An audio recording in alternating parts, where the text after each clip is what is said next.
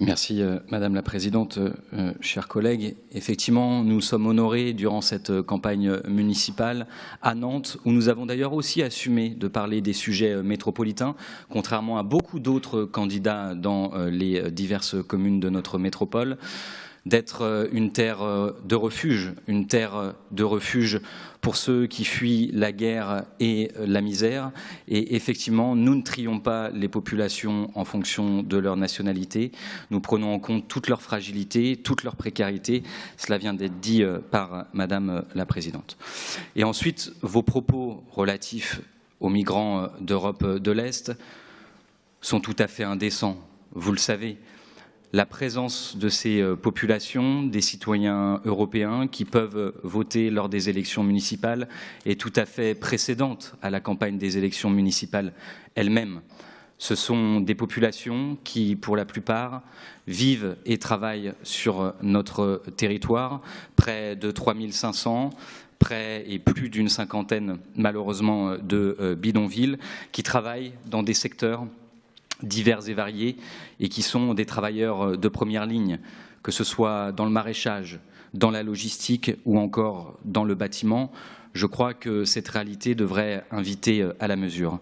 Et effectivement, nous avons conscience, Monsieur le maire de Couëron, de la réalité de leurs conditions de vie, et c'est bien pour cela que notre métropole n'a pas attendu les municipales de 2026 pour agir sur la question de la résorption des bidonvilles, et vous le savez très bien, parce que je sais que vous discutez avec vos collègues, notamment par l'activation de moyens financiers, de captage de foncier pour permettre justement la relocalisation de ces personnes qui le souhaitent dans des conditions de logement dignes qui permettent leur émancipation et leur intégration sur notre territoire.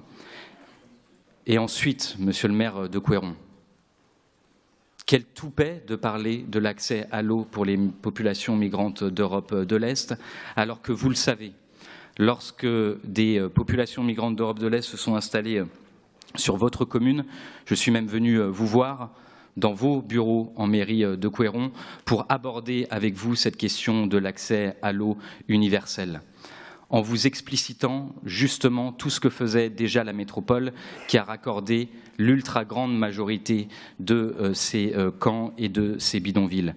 Je vous ai expliqué à quel point la question de l'accès à l'eau pour les populations migrantes d'Europe de l'Est était un enjeu sanitaire, un enjeu de santé publique, un enjeu d'intégration, notamment un enjeu de protection de ces familles, notamment pour les mineurs.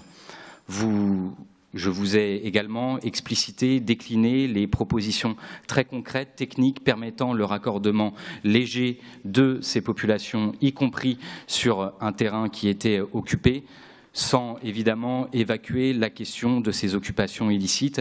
Et vous avez dit, rappelé, souligné, confirmé votre opposition à ce raccordement de ces mêmes populations à l'eau potable, ce qui est à mon sens une faute politique lourde et grave, et je vous l'ai dit. Et vous l'avez même expliqué, exprimé, formulé dans la presse. Vous avez parlé de cet accès à l'eau, vous avez même osé parler de l'accès à la scolarité pour ces enfants et pour ces personnes. Cela est complètement indigne. Alors, Monsieur Cazenave, s'il vous plaît, vos leçons, vos propos aujourd'hui sont complètement indignes. Alors je suis heureux de comprendre que vous avez changé de position et de posture sur cet accès à l'eau.